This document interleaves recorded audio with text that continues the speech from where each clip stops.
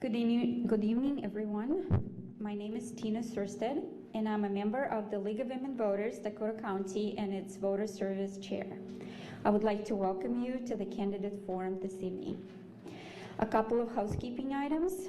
Please make sure you're to silence your cell phones, and the restrooms are across the hall to the left.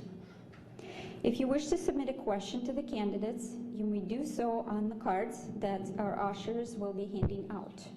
You may raise your hand and they will help you to write the question. As always at our events, we want to remind you that League of Women Voters Dakota County is a nonpartisan political organization that encourages informed participation in government, works to increase understanding major public policy issues, and influence policy through education and advocacy. We never endorse parties or candidates. And now I would like to introduce our moderator, Patty Robles. Patty is a member of the Wayzata Plymouth Area League of Women Voters and has been a league member for over 20 years. She is currently the Voter Services Chairperson for her league. We are excited to have Patty moderating our forum tonight. Thank you. Thank you so much, Tina. Good evening and welcome. We wish to thank the City of Eagan for the use of the Community Center this evening and ETV for their willingness to broadcast and record this event. We ask the audience to remain quiet and respectful throughout the event and to silence all cell phones and devices. The League of Women Voters does not endorse candidates for office, and the views expressed tonight are those of the candidates and not the League. The format for tonight is candidates will have 2 minutes for their opening statement. Candidates will then have 90 seconds to respond to each question. The order in which candidates answer questions will rotate so that each has an opportunity to respond in a different order. All questions submitted by email were reviewed and edited by the committee of league members. Questions submitted by tonight's audience will be reviewed by League of Women Voter members Mary Allen, Lynn Lewis, and Holly Jenkins. Did the mic go out? Can you hear me? Okay. They are our question facilitators tonight. Due to time constraints, not all questions will be used, and questions may have been edited as needed. Our timers, Laura Schmidt and Andrew Olson, will hold up a yellow 30-second warning card. Do you want to hold the card up? A yellow 15-second card and a red stop card. We ask the candidates to respect these time limits. Candidates will now have 2 minutes, or will then have 2 minutes at the end of the forum for a closing statement. The forum concludes at 8:30. The election for House District 51A is for one position. The candidates are Sandra Masin and Jim Kiner. Each candidate will have 2 minutes to make an opening statement, and we'll begin with Sandra Masin. Sandra? Thank you. Good evening. Thank you so much for being here, and a special thank you to the League of Women Voters for providing this opportunity for us to discuss issues important to our district and to Minnesota. I am Sandra Masin, and I have the privilege of representing House District 51A in the Minnesota Legislature. During the past 2 years, I've served on the State Government Operations and Election Policy Committee, the Transportation and Metro Governance Committee, as well as the Transportation Finance Committee. I'm also on the Legislative Commission for Metro Governance. I have lived in this community for a very long time, and over that time I've had the chance to serve on the Eagan Parks Commission, and I was on the commission when we did the first park system plan. And I think everybody will agree that our parks are probably the highlight of what people normally think about when they think about Eagan. I also served 8 years on the Eagan City Council. I have been on numerous committees in School District 191, including the Communications Commission, and also the Community Education. And the one thing I always remember about that, and that I think is really important even today, is lifelong learning. And besides that, I also was on the board for Dakota City. And last, I was also on the Dakota Fair Board, which was a really fun opportunity. Thank you. Jim Kiner. Jim? Hi, everyone. Thank you all for coming here tonight. Thank you, Sandra, for being here as well. I don't think it would be much of a forum without two candidates. And thank you to our moderators and the League as well for having us here. I suppose everyone in the audience right now is probably wondering, who is this guy and why is he running? So I might as well start there. I'm Jim Kiner. I'm a Minnesota native, grew up in the Twin Cities suburbs area, and went to Carleton College, where I got a double major in economics and political science. From there, I went on to the University of Minnesota Law School, where I concentrated in business law, and graduated in 2013 before going into practice. And around that time, I started wondering where I should live, and the Dakota County area and South Metro called out to me, and I ended up here in Burnsville off of Parkwood Drive and 13, where I've been living for about 4.5, 5 years now.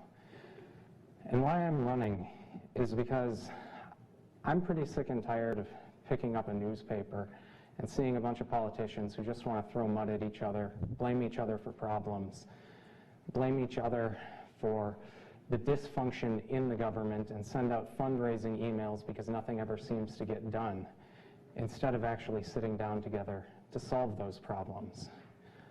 So a while back here, I threw my hat into the ring and decided I wanted to run, and started getting out and meeting people at the doors, talking to thousands of people at this point at the doors. And what I've discovered is that there's a lot of people out there who feel like it just keeps getting harder and harder to get by in Minnesota nowadays, from high healthcare prices to the amount of money that our state takes out of their pockets in taxes. It just seems like no matter how strong the economy is, there are a lot of people who are being left behind and feeling it hard to get by. And I want to provide some relief to those people and make it easier to live in this state. Thanks. Thank you. A reminder, each candidate will have 90 seconds to respond to each question.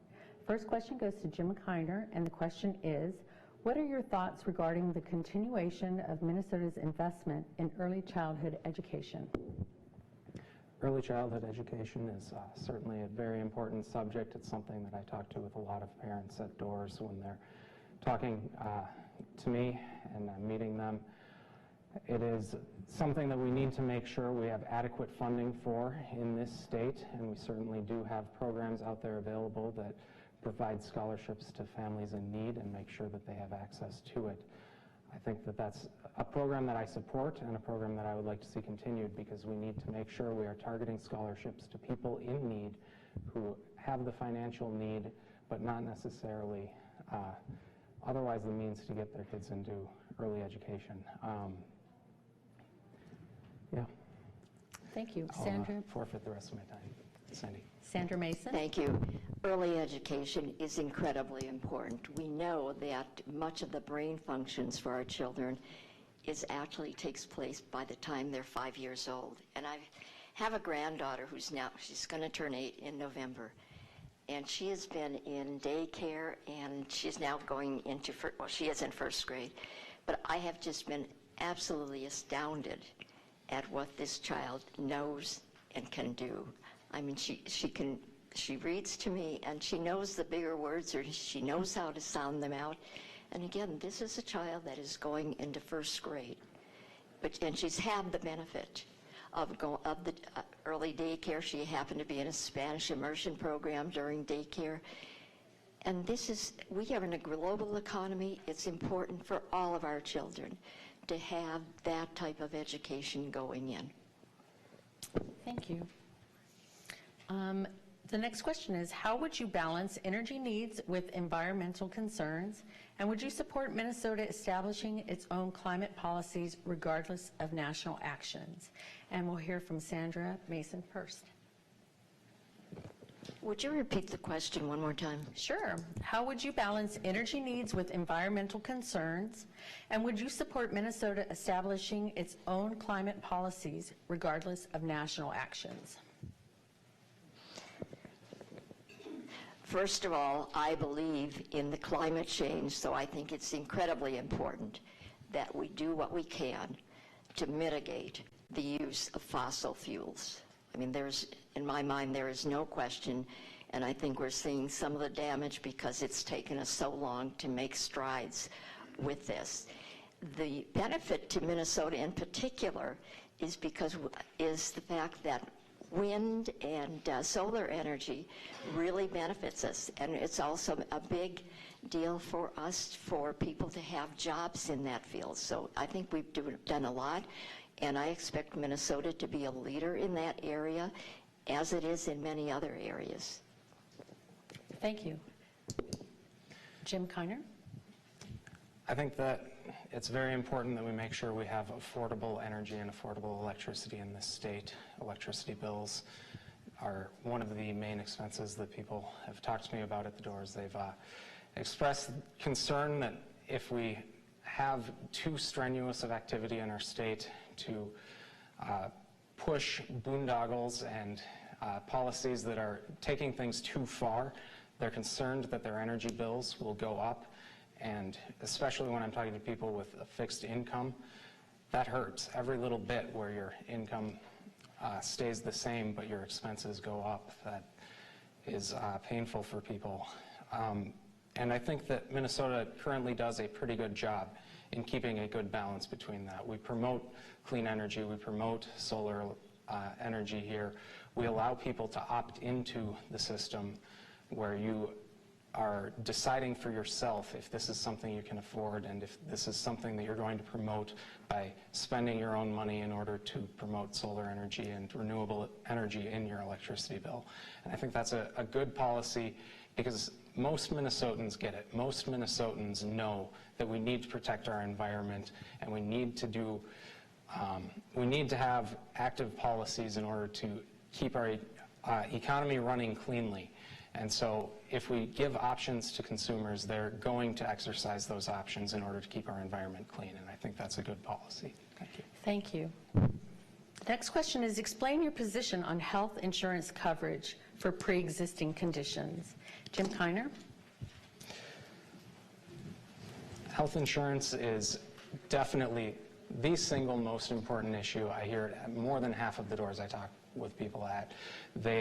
People are very concerned because their health insurance premiums over the past 10 years have oftentimes doubled, tripled, or more.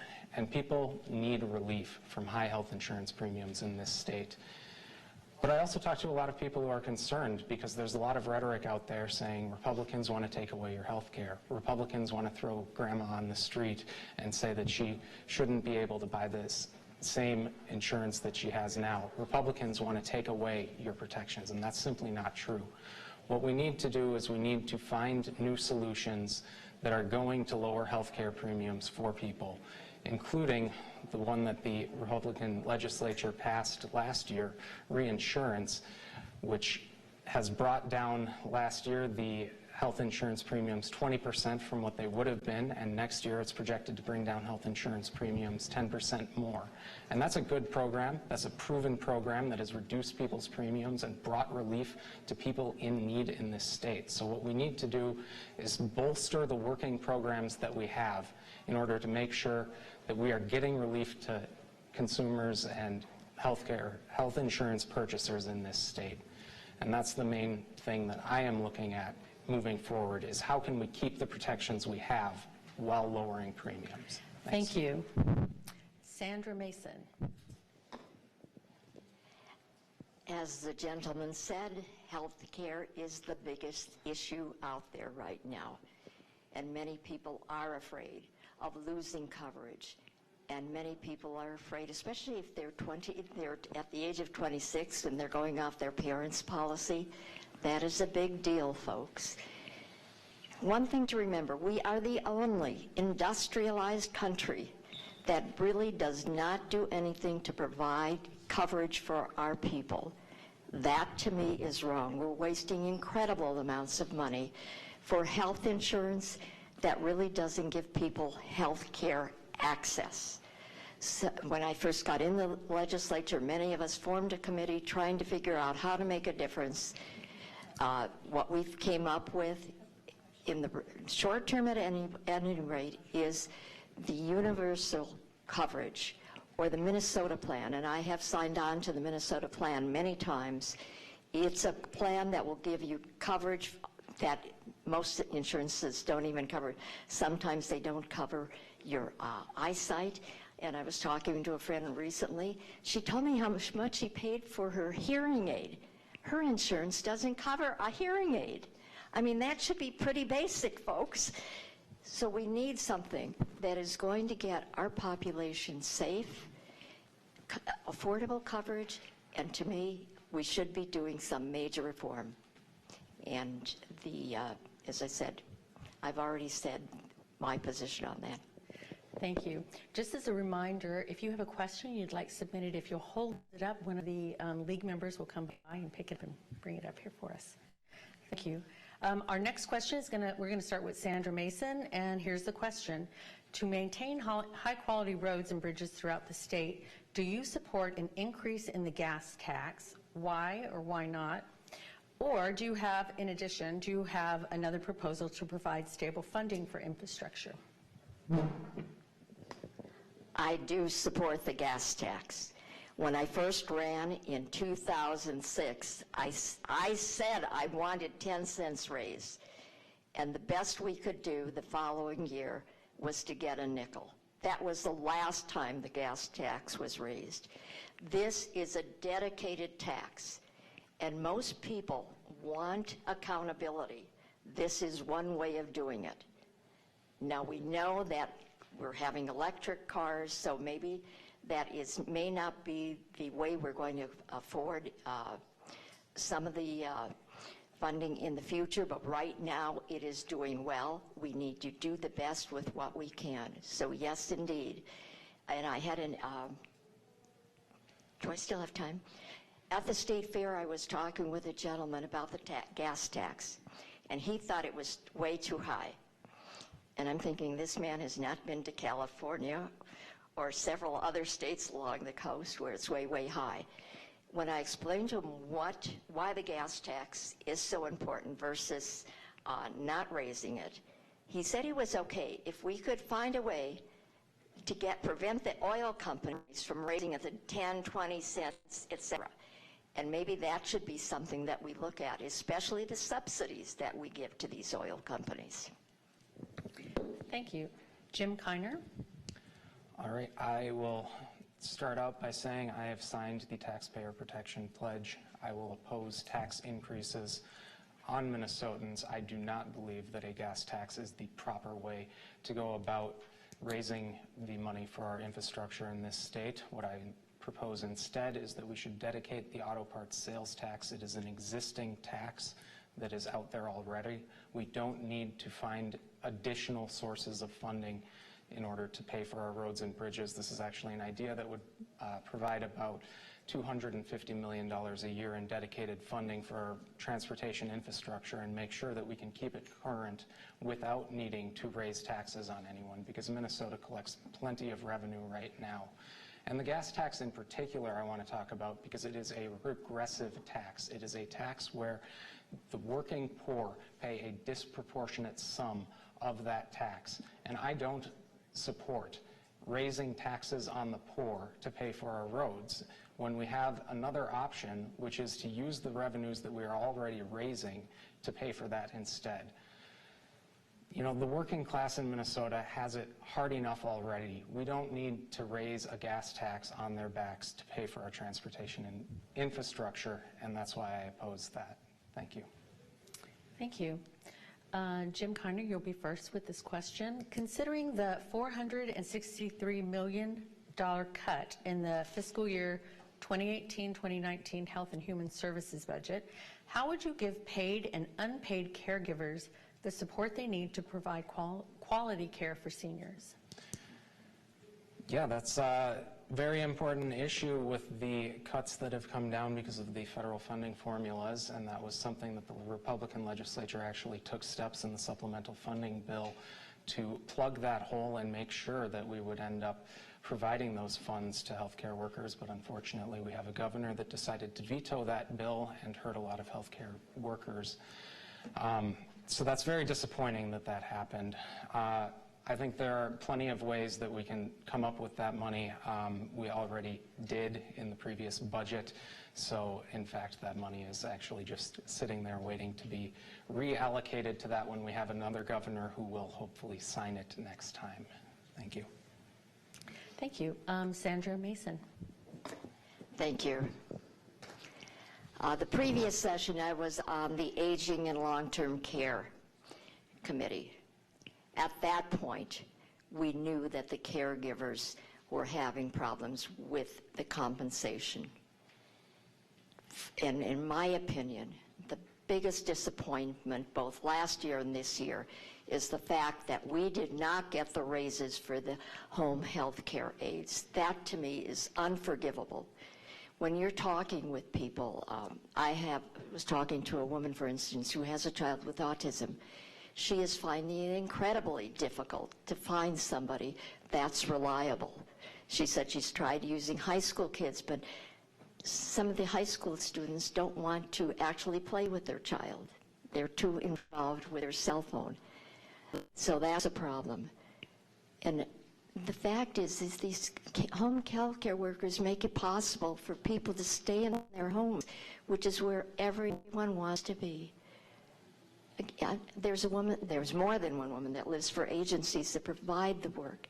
One woman owns 10 homes. She said every 2 weeks she's got 1,200 hours of overtime because she can't keep the workers. People will keep coming in, and when they get a better job, they can go over to all these fast food store.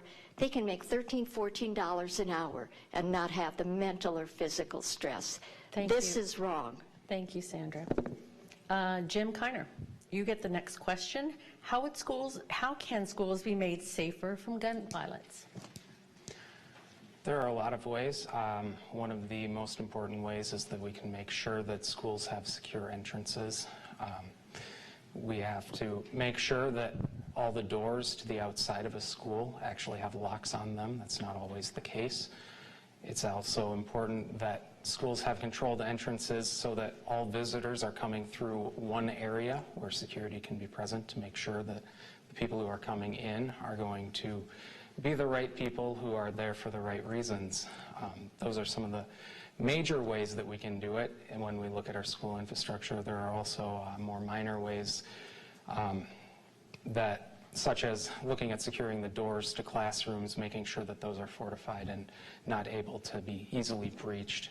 But I think the most important thing we can look at in that regard is providing flexibility to individual school districts in this state, because I'm not an expert in what every single school building in this state looks like. Obviously, I haven't visited every single one yet. But if we provide flexibility to school districts, if we provide flexible funds to school districts that allow them to harden their schools and allow them to build safer facilities, then the people who are there, who are working at that school building itself, will have the expertise of what their individual building needs so that they can use that money in the most effective manner. We don't need a centralized state mandate about a lot of this. We just need to get the funds to the people who know how to use it. Thank you. And I want to apologize, I went out of order for that question. So Sandra Masin, if you want to take that question, how can schools be made safer from gun violence? Okay, there are probably a number of ways. I know that I toured one of my school districts recently, and they are doing a lot of changes, both with the entrances to the facilities, but also their parking areas. They're changing, perhaps making the buses go in one way and having the parents use the other way. Again, is trying to make things a little bit safer and a little bit more secure.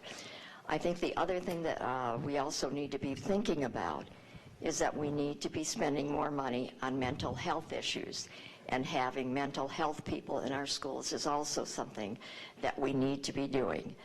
And the other thing the easy thing would be to have background checks. I mean, this is so simple. I was in one of our grocery stores, and the man behind me said he's a hunter. He has guns in his house. He's got them locked up. But he said, certainly you should be able to have background checks for people getting guns.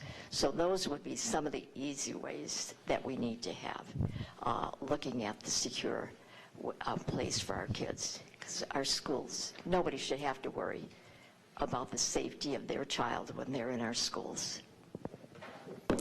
Thank you. Sandra Masin, you'll be first on this question. How can the legislature ensure safe and sufficient drinking water for all Minnesotans? Well, I think Representative Thiessen had a bill on that, I think last session, trying to enable the schools to have enough money to deal with that issue.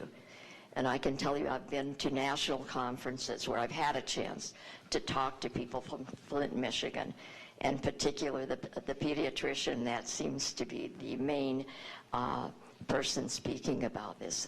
I mean, it's just mind-boggling that people do not understand how important safe water is and how important it is that we deal with the lead issues and other issues of that nature. And that comes, again, where we need to have a priority where we're spending money. And the infrastructure should be our top priority. Thank you. And Jim Kiner?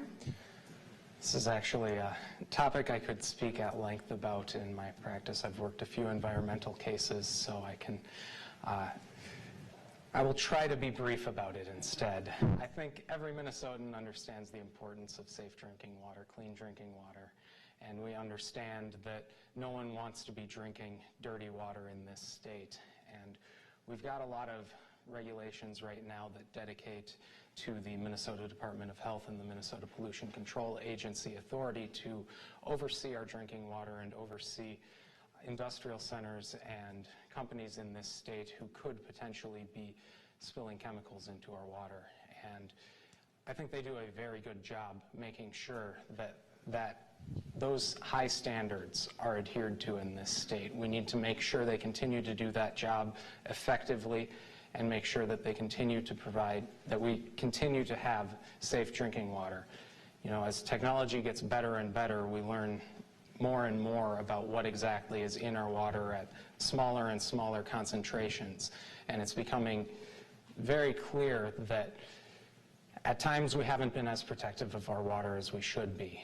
But that's going to change, and that is changing as our laws have adapted as time goes on, and with the understanding that safe drinking water is necessary for all people, and once pollutants get into the ground, it is very hard to get them out. So you need to prevent them from getting into the ground in the first place. Thank you. Jim Kiner, do you support term limits for state legislature, and why or why not? You know, I don't necessarily like every legislator that has been in the state legislature forever and ever and ever and ever. Present company excluded, of course. But I think that in many cases that's an issue for the voters to decide. People will vote out someone if they have crossed their voters. And I understand that many people out there vote for a change. When I've talked to people at the doors, I hear people who say, oh, you're a fresh face, you're a first-time candidate, and that's something I want. And that I understand that people want that, and I'm happy to offer that for them. If you think that term limit is something that would be good in this district, I think the first-time candidate is the one you should be voting for in this election. Thank you. Thank you. Sandra Masin? No, I do not believe in term limits. For a couple of reasons. First of all, if you look at how long most legislators, and I'll just stick to Minnesota, serve, normally they serve about 10 years, which is probably what you'd want to have anyways. Sometimes we've lost people early on, and one of the reasons is that the compensation that we receive makes it really difficult for many young people with families to be in the legislature. So that's something to think about as well. And overall, the people that have been in the legislature over the years, they provide some stability, the know-how of the institution, and I cannot tell you how important that is to have that particular expertise available. That we've got a couple right now that I think one has been the longest serving person right now is Lyndon Carlson. I mean, he can go back and explain what happened when this bill was taken up, say, maybe 10 years ago. That's incredibly important, folks. Thank you. Sandra Masin, if elected, will you serve all your constituents regardless of political affiliation, and can you provide an example of a position that you hold that is different than the stated position of your endorsing party? I pride myself on always having an open door policy. That to me has been critical, whatever office I have held. And I think you will find that there are a lot of people that will support the fact that I do that. And it's important to get in my opinion, everybody that lives in my district deserves to have their opinion listened to, and perhaps there might be some way that we can compromise sometimes on some issues. But I have never, as far as I can remember, ever refused to have anybody come to my office. I make every effort to have anybody that comes to my office, and usually I encourage people, we'll meet for coffee. I go out of my way to try to get input from the people in my district. That, to me, is what my job is. Thank you. Jim Kiner.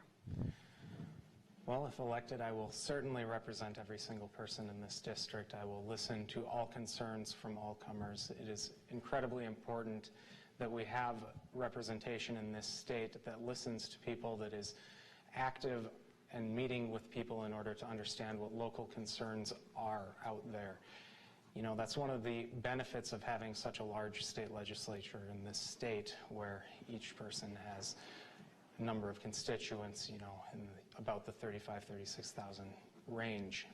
We have an opportunity to meet with so many of them every single campaign. We have the opportunity to hear the concerns and have the back and forth with so many of them. We really get our finger on the pulse of what people believe while we're knocking at doors. And also, you asked, what's a position I have that's different from my party's position? I can answer that as well. Well, sort of. I'm a strong supporter of education. A lot of people out there think Republicans don't support education. Republicans want to slash public school funding left and right. They want to leave our kids out in the cold without teachers to teach them and send us back to the bad old days. Sorry, that's not me. And if there is one position that you might not expect me to hold, it is that I believe we need to make sure our schools are adequately funded, that they provide programs to train our students for the jobs of the future, including career and technical education, that will be beneficial to making sure everyone is ready as they enter the workforce. Thank you. Jim Kiner. Several audience members, this is a set of questions here first. Several audience members submitted identical and detailed questions on HMOs and the need to ensure the reporting of data and enforcement of laws pertaining to HMOs. It's an important subject. In the interest of time, we'll ask one consolidated question. What will you do to ensure a true audit of actual paid receipts for HMOs as required by state and federal law? Well, government transparency in general is a very important issue. We need to make sure that our government is not hiding things on us by not following through with state law required audits and state law required data practices and just any open records law that we have in this state needs to be followed, because people need to know what their government is up to. We need to make sure that we can provide the oversight and accountability that is necessary in this state. And if people are not living up to those laws, then it's a good time to hold a hearing, bring them in front of the legislature and ask them, what's the malfunction here? What's going wrong? Why can't you do this? Why haven't you done this? It is required by law, and let's get it done. I also believe firmly that we need to make sure that our legislative auditor has the resources necessary to do his job, which is making sure that our government is using its money and its resources wisely. That's something that is very important, because without people watching to see where all of the money is being spent, it just sometimes has a habit of growing legs and walking away on you, and that's always unfortunate because we need to be good stewards of the taxpayer dollars in this state. We need to make sure that our state is open, transparent, and not being wasteful. Thank you. Thank you. Sandra Masin. I most definitely will support a true audit of the HMO.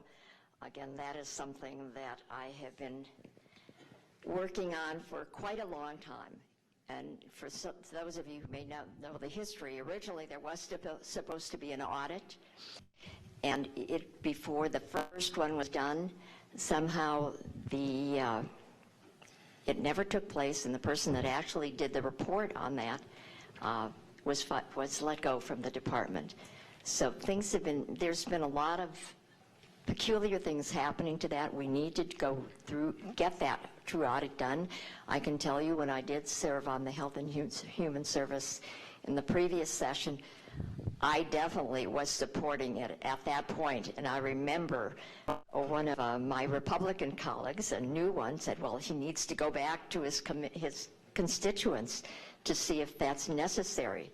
And I said, well, my constituents all want this audit done. And at that point, there was a break, and we took an hour lunch, so when all the higher-ups from the Republican leadership came down to talk to the chair, et cetera, and lo and behold, we still don't have the audits done. And when we resumed, somehow something that was not part of our bill, folks. So yes, that needs to be taken care of. Thank you. Sandra Masin. Would you support legislation to require a commission to do redistricting independent of any political party? Yes.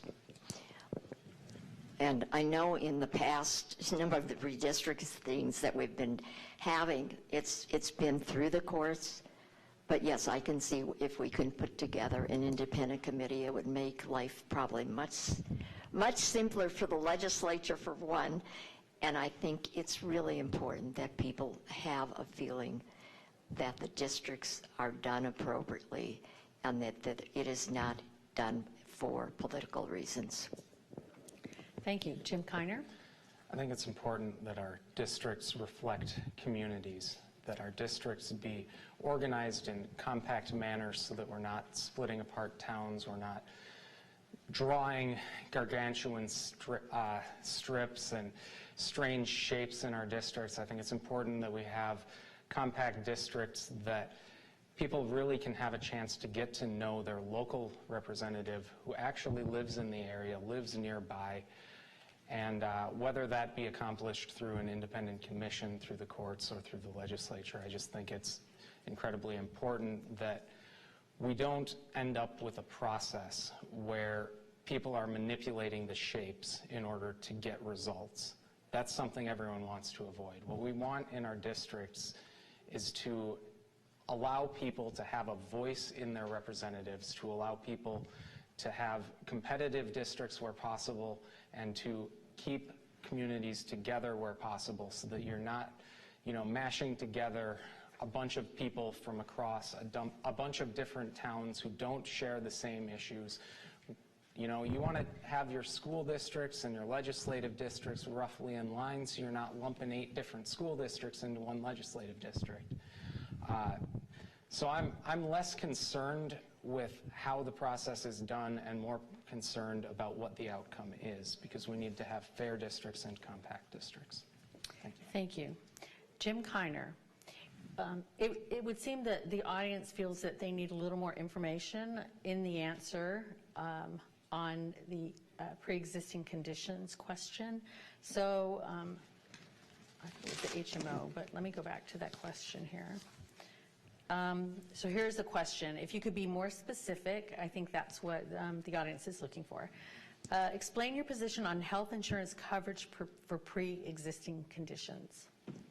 We should keep the protections that we have in that. I think that's about as clear as I can be. I don't think there's anyone that wants to throw grandma out on the street and say, good luck finding health coverage. I've yet to find a person that says that's an acceptable outcome.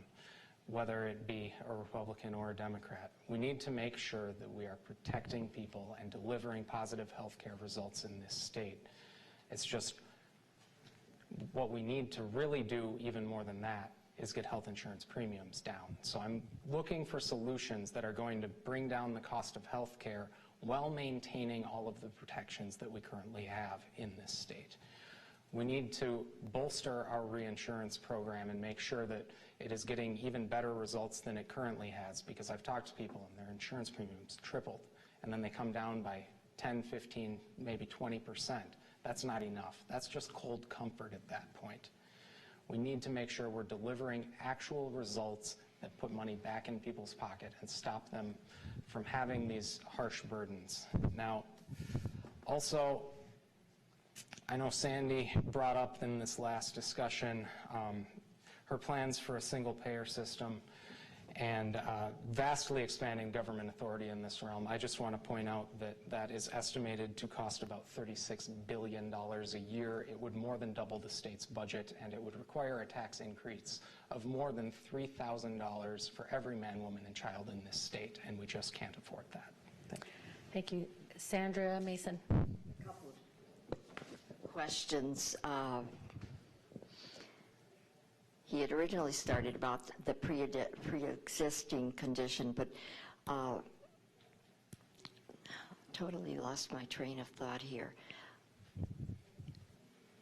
There was, if you would like to answer the question about the pre-existing condition first, and then we can come back and you can rebut. Okay, the question. Okay, the one thing I wanted to bring to your attention is last year when we were dealing with the access problems people are having with paying their insurance premiums. Some of my Republican colleagues, one in particular, had a bill that would allow insurance to not pay for cancer, diabetes, several other things. That was the way to try to get premiums lower, is to allow companies to do less. So what good is health care if you can buy something that is not going to pay anything for the critical conditions? I mean, that's the major problem that I have. We're not able to address the needs that people have, and it is an expensive proposition, but we're paying it one way or another. We are paying for people to go into emergency rooms. We are paying for people that can't go to work because they don't have enough, they're not healthy enough. So one way or another, we are paying for it. I would like us to be smart about the way we spend our money and have a healthy population. Thank you. And timers, if we can have 1 minute on the time, and then Sandra, Masin, if you would like to rebut Jim Kiner's comment about the single payer, and then he can have a 30-second rebuttal on that. I could say he's entitled to his opinion. Clearly, An analysis. the premiums are so outrageous, and I find it hard to believe that we need to be spending all this money for insurance. I'll call them the middleman. We don't need people shuffling paper, preventing people from having health care access. I want us to use our money to get people the health care that they need.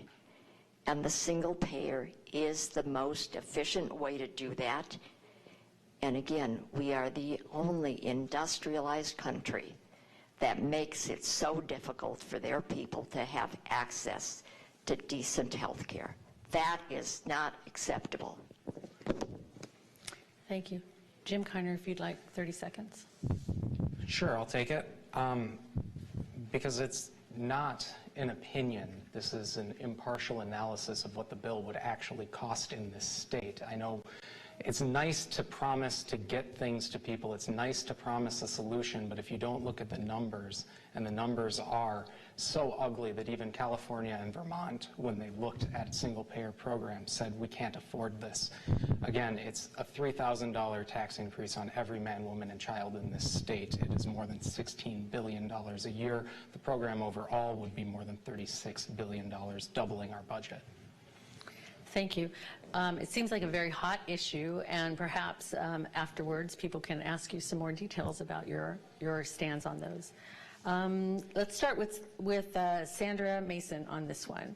What should be the role of government, and how should budget growth be determined? Please be specific. Budget growth? Budget growth be determined. How should budget growth be determined? Well, typically, we do have forecast, and I can assure you that that is an important thing to be looking at. And when we're putting together bills, we also need to know what the amount of income is coming in, and also because I'm on transportation, I can tell you that we're not doing well by we are not appropriating enough money for transportation. But having said that, we know what the amounts are that we need. The expectations of people, I think, is incredibly important. There may be services, well, one of the things that I found really hard to understand this year is the amounts of money that we're spending to go for businesses versus helping people. And my first objective, and I believe the objective of government, is to provide the services that will keep your people safe and healthy. Thank you. Jim Kiner. All right, well, I heard a lot there about what programs would like to be funded, but not how to decide how to fund them, which was the question here. And what we lack in this state are ways of holding programs to account in general. We have automatic budget increases for a lot of areas, and we just make sure that what was spent plus some more gets spent the next year. And that's a problem, because what we need instead is that every program in the state should have indicators of success and indicators of failure baked into the program when you are starting it. We should know this is what the program needs to achieve for us to say that it was a successful program. And if it doesn't meet those indicators by the time a certain amount of time has elapsed, then we have a broken program and shouldn't keep funding it and shouldn't keep building upon it. We need to look back and figure out what went wrong, what can be done differently, and make sure that we're using money in an accountable, effective manner. On the other hand, we've got other programs that are working. And those programs we need to know are working, and the only way you know it's working is if you say beforehand, here are the goals we want to accomplish, here is how we will know they are met, this is when the report is due, and based on that, you can say this was a successful program, this program we should build on and we should expand because it is doing good in our state. And that's ultimately what we want to do, is spend our money on the right things. Thank you, Jim. Jim Kiner, you're going to start with this question. In the Me Too era, what process would you support to address allegations of sexual misconduct against candidates, elected officials, or other public officials? Well, with candidates, I think the voters have a strong check on anyone who is behaving in an immoral manner, and I think that that is a good process in general if we can make sure that the information gets out and so that voters can then make an informed decision about what is being alleged. Then that's going to make sure that bad people don't end up in office, because voters in general know how not to vote for a scumbag. And I don't need to create a new government process to tell people who's a scumbag on that one. I think it's also important that the legislature have a body involved, or a formed body that will investigate claims against members and make sure that we are getting information out. We are not burying claims of abuse, because, you know, I have had it with hearing about politicians who are abusing people. I have just absolutely had it. And I don't think it's anything that we should tolerate from anyone in politics, regardless of party or anything else. So we need to have accountable processes that we can follow to make sure the information is available and penalties are imposed and people are removed from office when they have done wrong, because I am sick and tired of dirtbags in politics. Thank you. Thank you. Sandra Masin. Interesting vocabulary. In the House, we do have an ethics committee. And I can tell you this year, for instance, there were some of us that thought there was one of our members that really should have been put before the ethics committee. But the problem was she was one of the people that was on the ethics committee, which made it really difficult. And the feeling within the, this is my personal opinion. There is a feeling that even if you put somebody before the ethics committee, that it's really hard to get somebody out.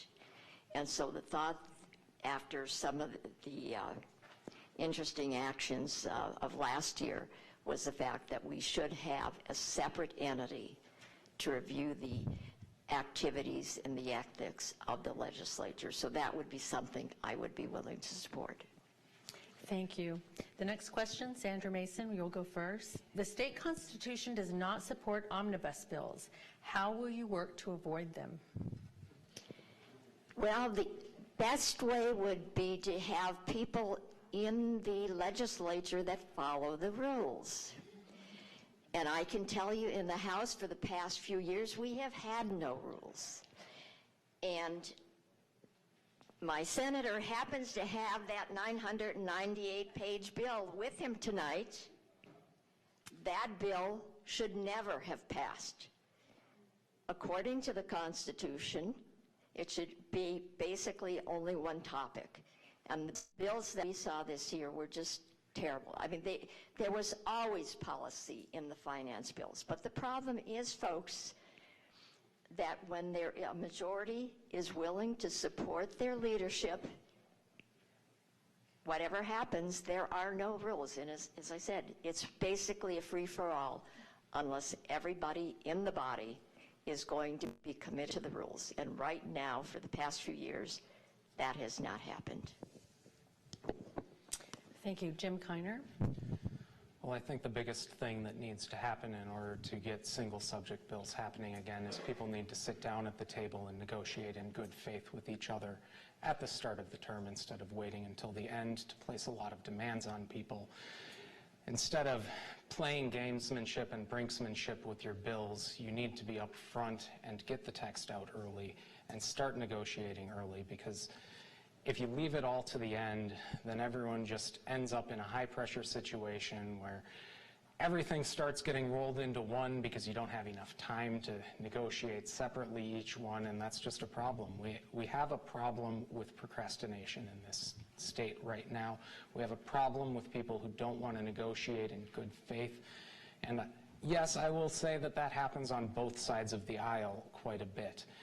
And we are going to end up seeing more of these in the future if we don't change the personnel down at the Capitol, if we don't end up with more independent voices who are just looking out for their districts and their taxpayers and the state in order to get legislation passed early, get legislation negotiated early so that you can put things that are necessary behind you earlier in the session instead of having a mad dash at the end. And that's something I think everyone on both sides wants to see happen. Thank you. Can I respond to that? Sure, let's do a rebuttal. This was not a time-saving event. Again, it's an over 900-page bill. That last week of session, I went home almost every night during the daylight. That doesn't normally happen, folks. There was plenty of time for us to do these bills on an individual basis, and they should have been done on an individual basis. I mean, and there were things tucked in that big bill that easily could have passed had they come before us in an individual basis. I mean, this is about game playing to the hilt. Again, they didn't follow the rules, and that 900-page bill we got 3 hours before we had to adjourn. I don't know how many of you took speed reading. I did not. But I cannot read 900 pages inside of 3 years when I happen to be in session on top of it. So this is somebody is looking for trouble. This is playing games. Thank you so much. And we want to remind the audience not to do any expressions of, any outbursts, because it makes it really hard for us to continue. You can do 30 seconds. 30 seconds. Yes. Thank you. Yes. It's really unfortunate what happened at the end of session there. It would have been a lot easier had Governor Dayton not swooped in at the final hour and listed his demands, if he had taken a more active role from the start in order to make sure that they had been negotiating up front. And it's especially disturbing when you talk about single issue bills, such as the bill to fix the MNLARS fiasco for our deputy registrars, which was passed on a bipartisan basis, vetoed, and then a lot of legislatures in bad faith turned around and voted against it, kind of like my opponent here. Thank you so much. Let's see, we're going to start with Jim Kiner, and the question is, explain why you would or would not support restoring the right to vote to citizens living in the community on probation or parole due to a felony conviction. I think that that's an issue we need to look at a lot, because we need to make sure that we are rehabilitating people in this state. We are offering people a way back into the community after they've been incarcerated and paid their debt to society. And especially when you're talking about people who are on parole or on probation in this state, we have some of the longest paroles and longest probations of any state. It's something I'm a little bit familiar with from being out in practice here, is that we in this state very much like to just say we'll watch you for a very long time instead of incarcerating you, and that's an issue, because during the entire time someone is on that parole, then they don't have their voting rights, and many times it is for a relatively minor violation. It's for a nonviolent violation. Even if it is a felony, it could be, say, a nonviolent possession of prohibited substances type violation. And in cases like those, it may make sense to have some sort of a formalized process to restore voting rights for someone. But on the other hand, I think there are other people who have probably forfeited their right to be part of the voting community again. I don't think anyone who is a murderer out there should be having much of a say in policy of criminal justice and what laws we pass in terms of criminal laws in this state. So I think there may be a process we can look into where we could find a way to get that back to deserving people who have rehabilitated. Thank you very much. Thank you. Sandra Masin. I've put a lot of thought into this over the years.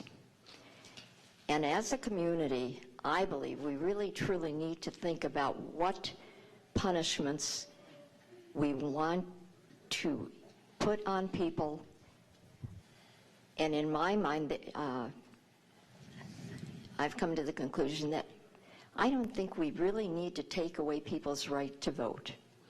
That should be something, and there are states that don't do that. So this would not be the first. There are states where you can go to prison and still be able to vote. What I do, and I think if you're able to vote, it also makes you feel more of a community.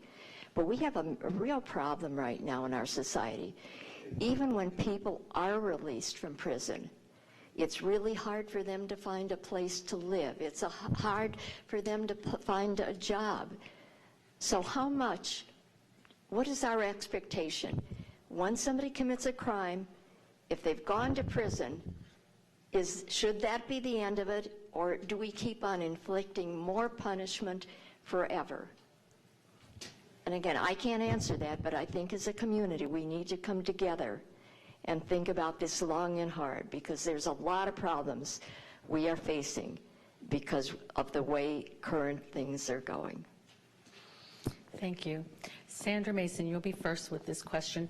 Should Minnesota align its tax code with the new federal tax law, or should other changes be made to our tax code?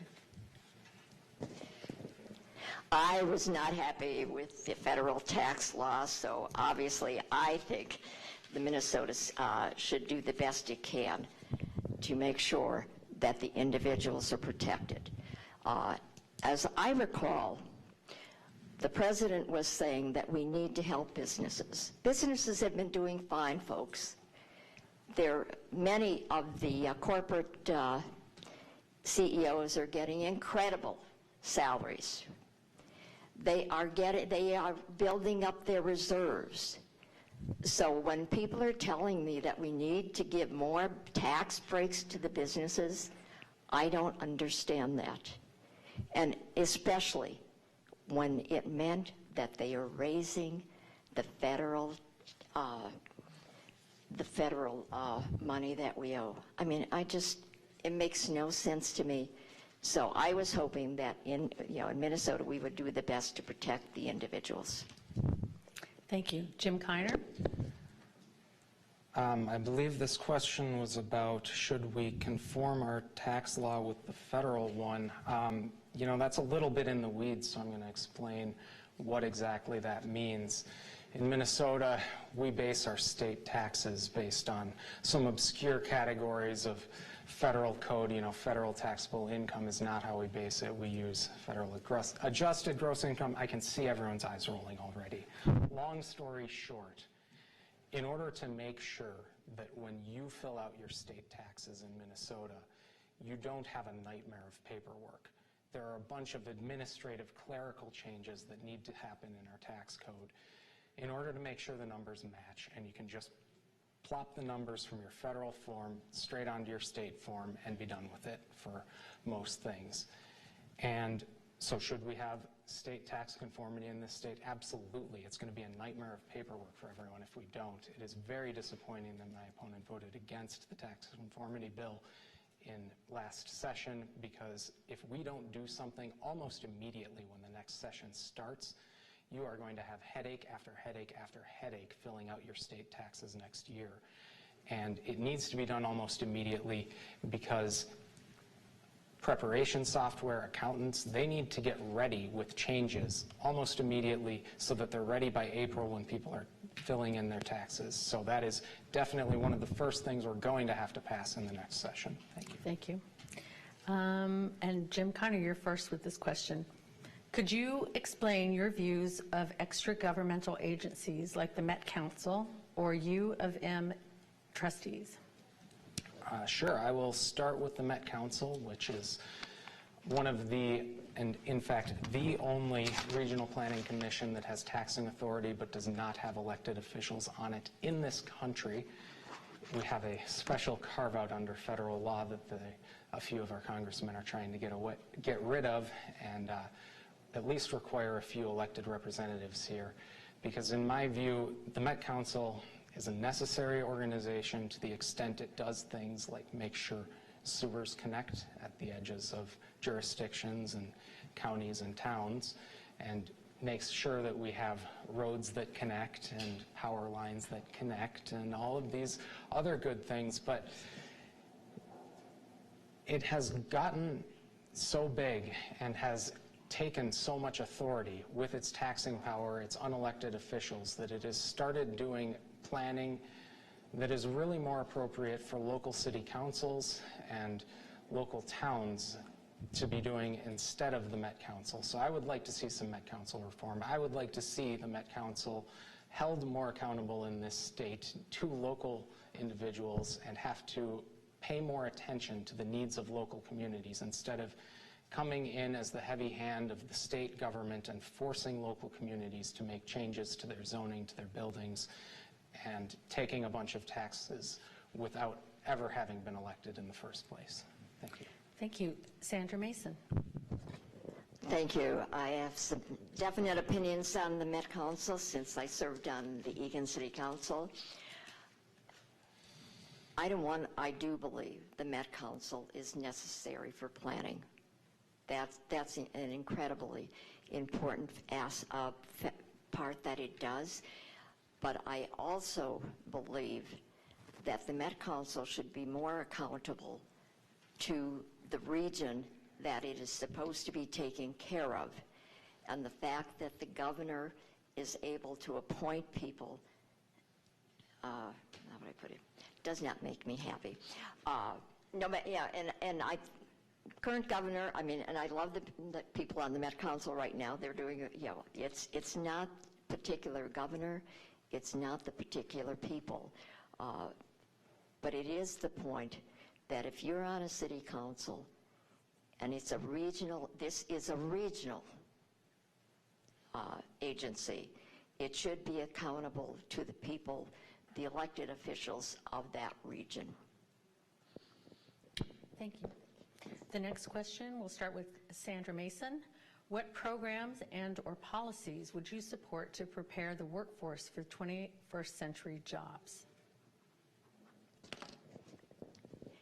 Well, item one, that goes back to early education. We need to make sure that our children have the best that they can starting out. I also believe that we also need to expand past the high school. And I think like some of the high schools now will actually give the 2-year accreditations, which I think are great.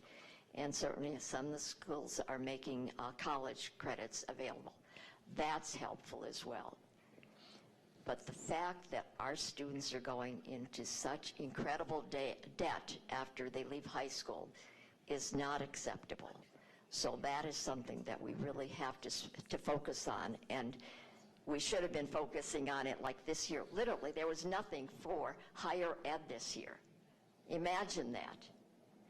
And the reason, this is really important to Minnesota, the reason we have some of the Fortune 500 companies, the reason businesses come here is because we have an educated workforce, and it's incumbent upon the legislature to make do everything possible to make sure that we continue to have that edge.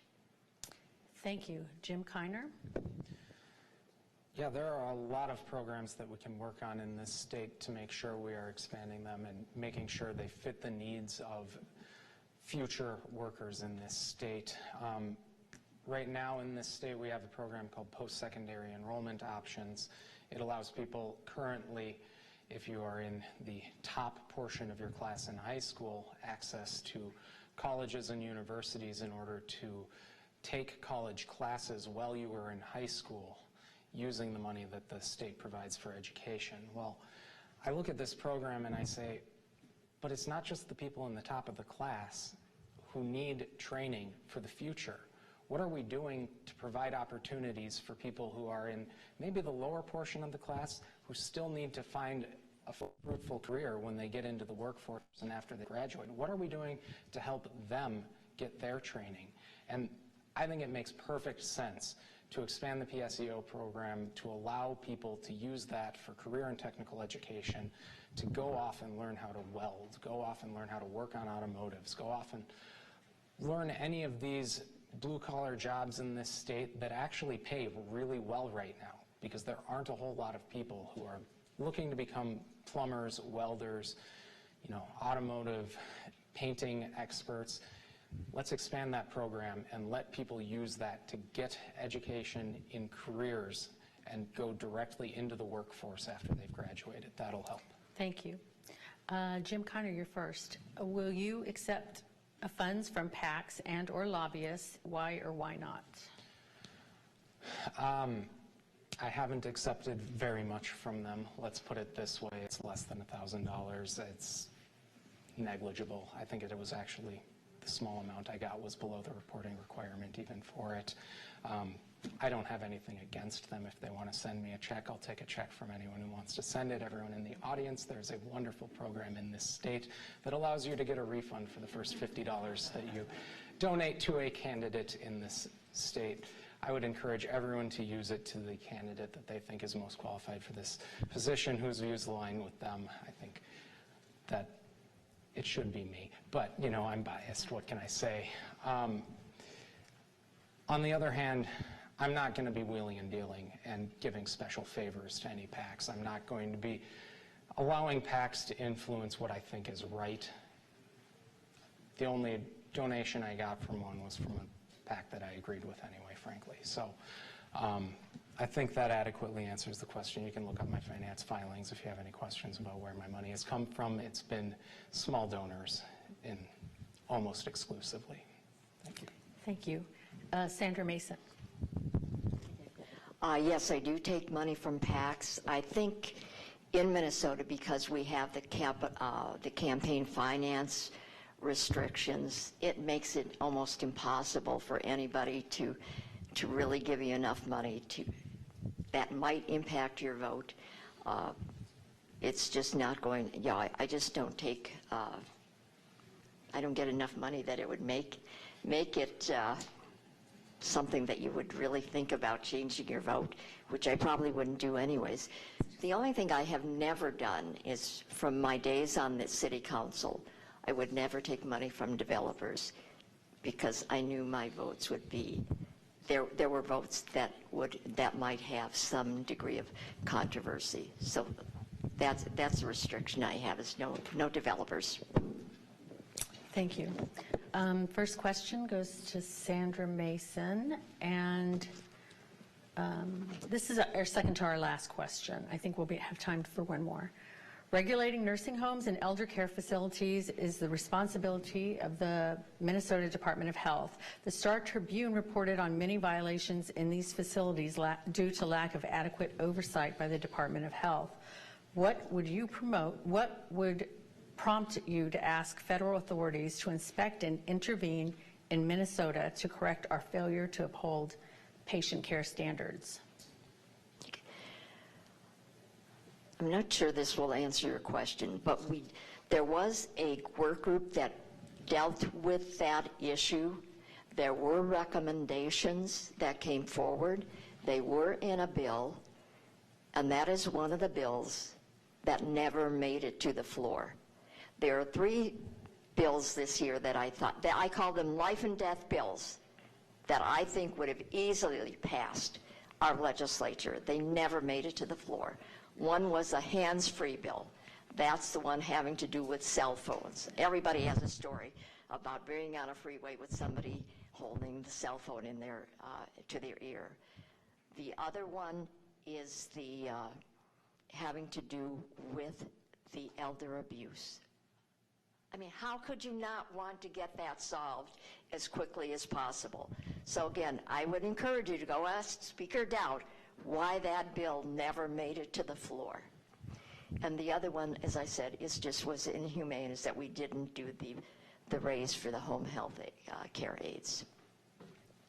Thank you. Jim Kiner. Yeah, it is very disappointing that there were no reforms offered to our nursing and elder care facilities. I think it's very important that we make sure that everyone has a safe place to live, including the most vulnerable about us, including our elders. It is extremely important that we don't allow abuses to happen to the vulnerable among us. I think it makes a lot of sense to allow the families of people who have relatives in these elder care facilities to be able to have some oversight and, position cameras if they choose and if they consent. Position cameras in the rooms so they know what's happening with their loved ones. They can provide that oversight themselves. There are a number of different other options available that have been discussed. I think we need to make sure we reform this system, and also we need to, when something goes wrong, like did under the Dayton administration in this last year, where tens of thousands of complaints just entered a backlog in our government, where they're not being followed up on in a timely manner. The House needs to have hearings. It needs to hold people accountable. It needs to get to the bottom of exactly why did this mistake happen, who screwed this up, who messed it up, and what are we going to do to solve it? Because it is not acceptable to have complaints of abuse going unanswered. Thank you very much. Thank you. Jim Kiner, you will be first on this last question. If elected, what would be your first priority? The absolute first priority, as I mentioned earlier here, is we've got to pass a tax bill, because you don't want to know how bad your paperwork is going to be filling out your taxes next year if we don't pass a tax bill. I don't care if it's a simple bill, if it's a broad-minded reform, but we've got to do something to make sure that Minnesotans can file their taxes in a timely manner and make sure that it's not going to be a nightmare for them. What I would also like to see in that bill is working and middle-class tax relief primarily. We have a tax rate in this state on our lowest income bracket that is higher than about 22 other states' highest income tax bracket. We are an overtaxed state. We are making it hard for working class Minnesotans to pay their bills. and we need to lower taxes, especially among those that need the money the most. So that is what I would like to see happen. I would like to see us very quickly act to provide some relief to people so that it is easier to live in Minnesota. Because, like I said in my opening statement, as I'm talking to people, the cost of living has just grown so high in this state, and our taxes don't make it any easier here.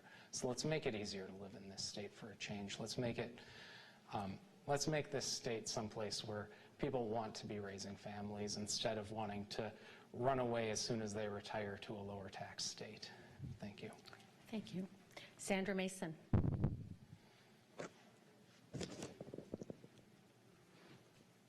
I'm pausing because this has been an awful session, folks, and I've already tried to tell you how many bills we should have passed, so trying to find one is really hard.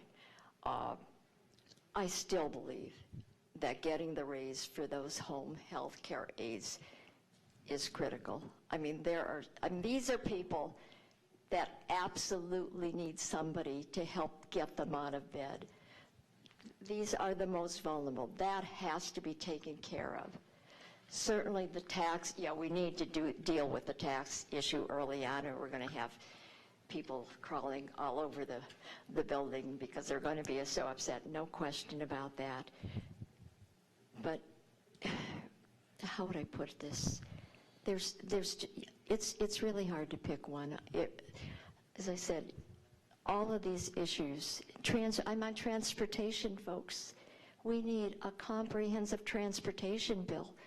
This is life and death, and people are dying on our highways because we can't get our roads done quickly enough. MnDOT is 20 years behind in projects. So I'm sorry, I can't answer your question. These are all things that I'm working on that should have been done this year, should have been done last year. Thank you. It's time for closing statements. Each candidate will have 2 minutes to make a closing statement, and we're going to begin with Sandra Masin. Thank you, and thank you so much for your attention and patience tonight. I hope I've been clear enough that there is so much for the next legislature to do. It's important that we get this work done. There's so many people in our communities that are hurting, that are looking for ways to live better lives, and that is part of what we need to be doing. Earlier, my opponent had mentioned the word goals. Something you might want to keep in mind, as a state, we really don't have any goals. You know, the governor sets his deal, the legislature sets theirs. But when I go to vote, there is no state goal. In 2010, Terrell Clark and I tried to do that. We tried to bring back Arnie Carlson's Minnesota milestones. We put some other things together. We did get them in bills. And we had to do this without money too. You know, heaven forbid we should spend any money on plans or goals. We used to have a planning commission in Minnesota. We don't do that anymore. So the deal was this was going to be put under the Department of Administration. That has never really come about. And the thought would be, we did it without money, but we thought we would get money from businesses and schools trying to get the necessary entities to provide the information to do that. So you might want to think about that. It would be really helpful for a state to do more than just have different goals every 2 years by who's ever in charge. Thank you. And the next closing statement will be Jim Kiner.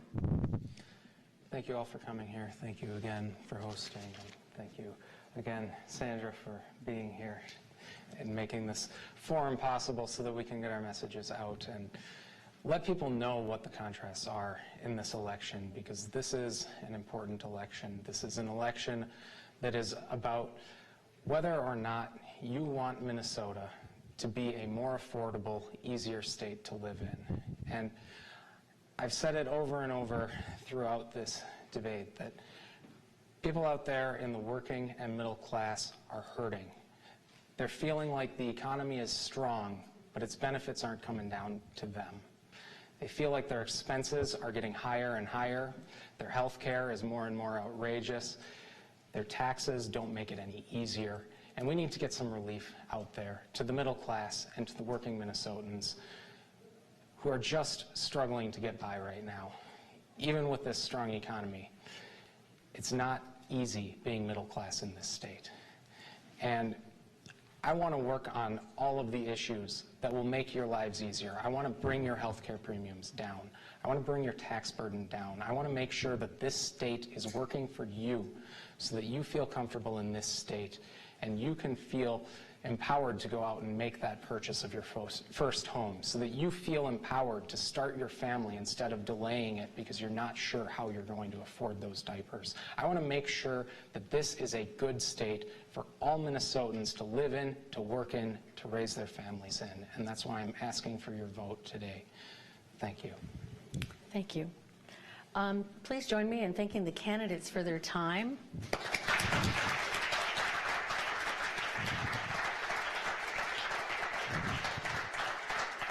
And we'd also like to thank the audience for their interest and for submitting questions. I know not everybody's questions probably were all answered, but that's okay.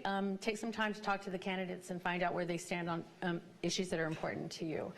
We thank Eagan TV for providing technical expertise. The video of tonight's event will be shown on the local access channel, and the link will be posted on the League of Women Voters Dakota County and the League of Women Voters Minnesota websites and Facebook pages. Thank you to all the volunteers who worked to make the forum happen. Information on voting in Dakota County can be found at lwvdakotacounty.org and mnvotes.org.